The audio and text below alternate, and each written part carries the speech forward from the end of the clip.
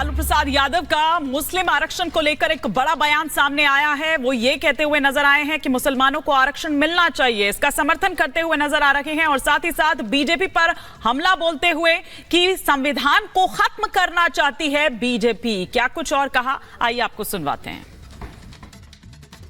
आरक्षण का पक्षधर है ना, वो तो संविधान को खत्म करना चाहते हैं, लोकतंत्र को खत्म करना चाहते हैं। ये इस बात को जनता के जहन में शायद बात आ गई है, तो इस तरह की बात बदल रिजर्वेशन तो मिलना चाहिए मुसलमानों को पूरा। आरक्षण का पक्षधर है ना, वो तो संविधान को खत्म करना चाहते हैं, लोकतंत्र को खत्म करना चाहते हैं। ये इस बात को जनता के जहन में शायद बात आ गई है, तो इस तरह की बात बदल रिजर्वेशन तो मिलना चाहिए मुसलमानों को पूरा।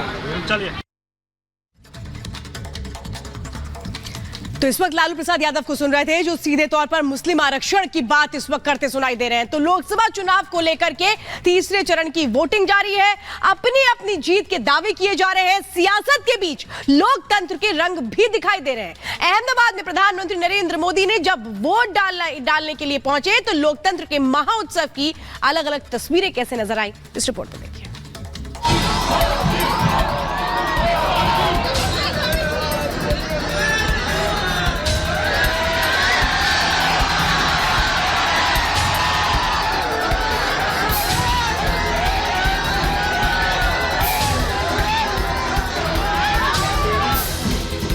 ये लोकतंत्र के खूबसूरती के रंग है।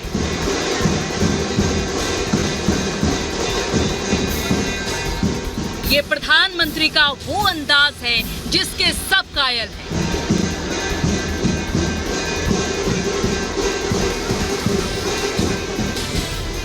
ये बच्चों के लिए पीएम मोदी का लगाव है।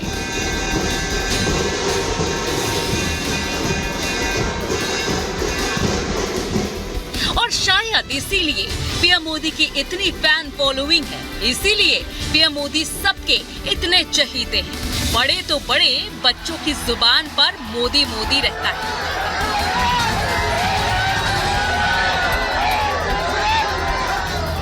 तीसरे चरण का मतदान है और इस चरण में कई दिग्गजों की अग्नि परीक्षा है। अहमदाबाद में जब देश के प्रधान सेवक एक आम मतदाता की तरह वोट डालने पहुंचे तो माहौल मोदीमय हो गया। हर तरफ मोदी मोदी की गूंज सुनाई देने लगी।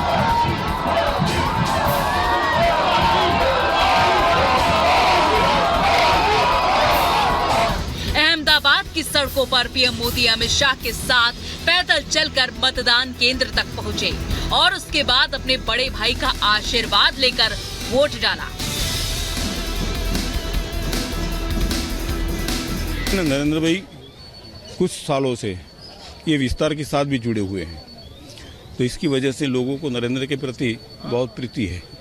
दूसरी बात है कि नरेंद्र भाई की जो सोच है, ये सोच के मुताबिक भारत का और गुजरात का जिस तरह से डेवलपमेंट हुआ है, वो आने वाली पीढ़ी के लिए बहुत अच्छा काम हो रहा है। और ये सरकार भी फिर से उन्हीं की बनने वाली है। दो भाई मिलते हैं, दो भाइयों के बीच में क्या बात हो रही है? राजनीतिक कोई बात नहीं। नहीं, राजनीति से मैं तो बहुत दूर हूँ। वोट डालने के बाद पीएम मोदी अहमदाबाद की सड़कों पर निकले। मोदी मोदी के नारों के बीच अहमदाबाद की जनता प्रधान सेवक का इंतजार कर रही थी। कोई पीएम मोदी के स्केच पर ऑटोग्राफ लेना चाह रहा था तो कोई अपने हाथों पर पीएम मोदी के ऑटोग्राफ के लिए उतावला नजर आ रहा था। पीएम मोदी ने भी किसी को निराश नहीं किया। पीएम मोदी ने छोटी बच्ची से लेकर बड़ों को भी ऑटोग्राफ दिया। ऑटोग्राफ पाने वाले लोगों में से एक बच्ची से रिपब्लिक भारत की टीम ने बात भी की, जिसमें उसने बताया कि वो कितनी खुश है। काम्या, आपने ये तस्वीर दिखाई प्रधानमंत्री को, क्या बोले वो? बहुत ही अच्छी है। बहुत ही अच्छी। और उन्होंने ऑटोग्राफ भी दिया? हाँ। ये आप देख सकते हैं, यहाँ उन्होंने ऑटोग्राफ दिया है। और यहाँ आपका नाम क्या है? नैवेद्य। ये प्रधानमंत्री नरेंद्र मोदी ने दूसरी तस्वीर पर ऑटोग्राफ दिया है और इन्हें ये भी कहा कि बहुत अच्छी आपने बनाई है। छोटे से राम जी भी बनाए हुए हैं और एक छोटी बच्ची भी वहाँ पर मौजूद थी, उनके हाथ पे भी ऑटोग्राफ दिया। ये आप देख सकते हैं प्रधानमंत्री नरेंद्र मोदी ने। चाहे देश हो या विदेश, बच्चों के लिए पीएम मोदी का लगाव अलग ही दिखता है। जहां बच्चे दिखते हैं, पीएम मोदी दुलार करना नहीं भूलते। वोट डालने के बाद जब पीएम मोदी लोगों का अभिवादन स्वीकार कर रहे थे, उसी दौरान उनकी नजर एक छोटी बच्ची पर पड़ी। फिर क्या था, मोदी जी ने गोद में उठाकर बच्चियों को दुलार करना शुरू कर दिया।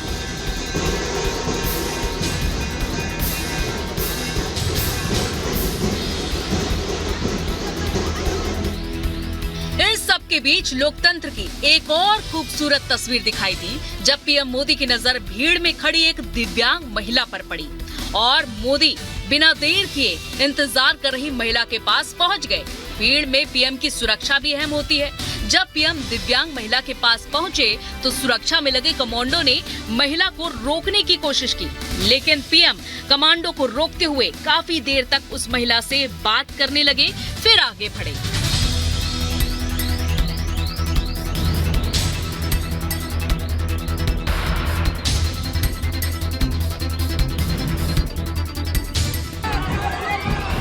माहौल चुनावी है, लेकिन अहमदाबाद में एक महिला ने इसे रक्षाबंधन का त्योहार बना दिया। भीड़ में खड़ी एक महिला ने पीएम मोदी को राखी आगे बढ़ाई तो पीएम ने खुशी खुशी हाथ आगे बढ़ा दिया। पीएम मोदी की यही खासियत है कि वो वक्त और माहौल को भांप लेते हैं और लोकतंत्र के इस पर्व के दौरान जब वो वोट डालने पहुंचे तो ये खूबसूरत तस्वीरें दिखाई दी। इसी के साथ पीएम मोदी ने लोगों से मतदान करने की भी अपील की है। फिलहाल तीसरे चरण में अमित शाह समेत कई मंत्रियों की साख का सवाल है। अभी 4 चरणों का मतदान बाकी है। Bureau report, Republic Bharat. सम्मान कर सकें। आजादी के आंदोलन में जिन क्रांतिकारियों ने, महान स्वतंत्रता संग्राम सेनानियों ने अपना योगदान दिया था, उनके प्रति श्रद्धा का भाव रख सके, ये अपने आप में एक, इन लोगों से उम्मीद करना ही अपने आप में बेईमानी है। रामगोपाल यादव का जो बयान है, इस समाजवादी पार्टी और कांग्रेस के साथ साथ इंडी गठबंधन की वास्तविकता को प्रदर्शित करता है और ये दिखाता है कि न केवल वोट बैंक के लिए ये लोग भारत की आस्था के साथ खिलवाड़ कर रहे हैं, बल्कि प्रभु श्री राम की ईश्वरीय सत्ता को चुनौती देने का काम कर रहे हैं। और इतिहास गवाह है, जिसने भी ईश्वरीय सत्ता को चुनौती दी है उसकी दुर्गति हुई है। सर, प्रधानमंत्री जी ने भी एक इंटरव्यू में कहा है कि विपक्ष द्वारा राम मंदिर के फैसले को बदलने की मंशा एक खतरनाक इशू है। देखो, ये लोग तो हमेशा से ही अयोध्या में से राम मंदिर का विरोध करते रहे हैं। कांग्रेस हो, सपा हो, आरजेडी हो, डीएमके हो, ये सभी, नेशनल कॉन्फ्रेंस हो, ये सभी एक ही थैली के चट्टे बट्टे हैं, जिनकी भावनाएं हिंदुओं के विरोध में जाती हैं, भारत की आस्था के विरोध में जाती हैं, जिनका चरित्र तुष्टीकरण की नीति को पोषक करने वाला आतंकवाद समर्थक और मर्यादा पुरुषोत्तम प्रभु श्री राम के आदर्शों के विपरीत जो लोग सदैव आचरण करते रहे हैं, ऐसे लोगों से इससे ज़्यादा उम्मीद नहीं की जा सकती है। लेकिन ईश्वरीय सत्ता को चुनौती देने का मतलब विनाशकाली विपरीत बुद्धि, और यही वक्तव्य इन लोगों के आ रहे हैं। इनकी वास्तविक चरित्र को जनता के जनार्दन के सामने ये रख दे रहा है। हमेशा इनका प्रयास था, इंडी गठबंधन से जुड़े हुए जितने लोग हैं, कांग्रेस ने शुरू से प्रयास किया कि अयोध्या में राम मंदिर के मामले में माननीय न्यायालय से फैसला ना आने पाए। वो रोड़े अटकाते थे, ये स्वयं बैरियर बने हुए थे। इसके बाद जब ये मामला माननीय उच्चतम न्यायालय में भी गया, तब भी इन्होंने 7-8 वर्षों तक कुछ भी नहीं होने दिया इसमें।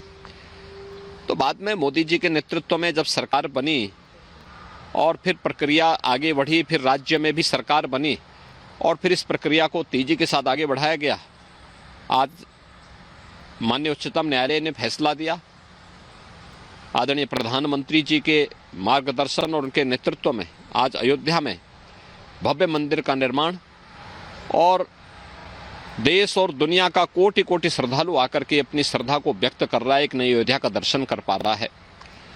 तो स्वाभाविक रूप से कांग्रेस, सपा या इंडी गठबंधन से जुड़े हुए लोगों का, जिनका चरित्र ही राम विरोधी है, भारत विरोधी है, आतंकवाद समर्थक है, रामद्रोहियों के साथ लोग खड़े हुए हैं।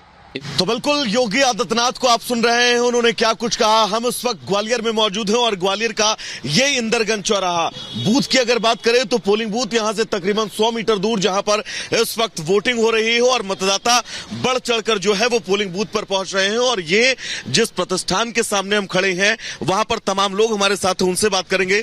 दादा, चुनाव को लेकर क्या इस बार मूड है, किस तरफ हवा बह रही है? विकास की तरफ। विकास की तरफ। विकास। कौन कौन से मुद्दे ग्वालियर के हैं जो ग्वालियर की जनता दिमाग में रखकर इस बार वोट करने जा रही है? एलिवेटेड रोड है, आपका रोड है, लाइट है, पानी है, बिजली है, मूलभूत समस्याएं जो होती हैं वो उसके लिए। समस्याओं से निजात मिली है ग्वालियर वालों को? बहुत कुछ मिला है। मिली है निजात सर? सर अभी तो प्रयास चल रहा है, वैसे तो मिलना चाहिए, मैं तो ये कह रहा हूँ। सबसे पहले बात तो रोजगार की बहुत प्रॉब्लम हो रही है, युवाओं के लिए रोजगार की बहुत कमी। ग्वालियर से तस्वीर देख रहे थे आप, जहाँ पे वैभव बता रहे हैं आपको कि लोगों के मन में क्या चल रहा है। वोटिंग को लेकर थर्ड फेज की वोटिंग चल रही है। 11 राज्य है, 93 सीटें, और मेरी मौजूदगी गांधीनगर सीट पर है, जहाँ पर हलचल देख रहे हैं आप कि अभी जो लोगों का रुझान है वोटिंग को लेकर वो साफ तौर पर दिखाई दे रहा है। वोट कास्ट कर दिया आप लोगों ने? नहीं, बाकी अभी ये थोड़ी सेवा में है, तो उसके बाद वोट कर देंगे। अभी सब लोगों ने वोट कास्ट कर दिया अपना? हाँ, आप लोगों ने वोट कास्ट कर दिया अपना? हाँ, वोट दे दिया। आपने वोट कास्ट कर दिया? कास्ट कर दिया। किस मुद्दे पर वोट किया आप लोगों ने? विकास के मुद्दे पर वोट कर दिया। विकास के मुद्दे पे। विकास के मुद्दे पर तो कांग्रेस भी वोट मांग रही है और बाकी तमाम पॉलिटिकल पार्टीज के भी अपने अपने दावे हैं। क्या लग रहा है आपको, कौन सी पार्टी ने ज्यादा काम किया है सीट पर? ज़्यादा से ज़्यादा काम भारतीय जनता पार्टी ने किया है, और सबसे बड़ा भारतीय जनता पार्टी ने राम मंदिर का काम किया है, जो हमारी 25 पीढ़ी जिसमें बलिदान दे दिया 25 पीढ़ी ने, और 500 साल पुराना हमारा जो राम लल्ला का महल था वो आज एक बड़ा मंदिर बन के राम लल्ला को बिठाने की जगह मिली। बस वही हमारा बहुत हमें खुशी है, सबसे बड़ा काम वही है। और देश की सुरक्षा देखो तो भी कितनी बड़ी हो गई। पहले हम छोटे छोटे